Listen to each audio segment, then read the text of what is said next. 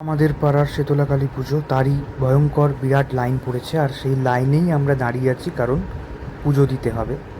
এইখানেই শীতলা মায়ের মন্দির প্রতিষ্ঠিত, দেখতেই পাচ্ছ, মা প্রতিষ্ঠা করা।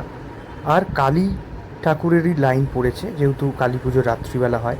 কালী ঠাকুর, এই যে কালী মায়ের প্রতিমা, আমি সাইড থেকে তুলতে পেরেছি, সামনে ভয়ঙ্কর ভিড় ছিল, তাই সাইড থেকে যেটুকু তুলেছি সত্যিই মন খুব ভরে গেছে। আর পরের দিন সকালবেলায় প্রসাদ আনতে গিয়ে দেখি ভোগ বিতরণ চলছে। তাহলে আর না কেন করব ভোগে, নিয়ে নিলাম এক বাটি খিচুড়ি, তার সাথে এক পিস দু পিস আলুর দম। ফাইনালি আমরা ভোগ নিয়ে নিলাম। এই যে এখানে ভোগ আছে, আর আছে তোমার কালকে রাত্রেবেলা যে পুজোটা দিয়েছিলাম সেই পুজোর প্রসাদ।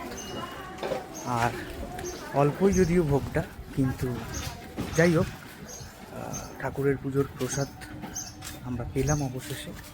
এবার এটা নিয়ে বাড়ি ফেরার পালা।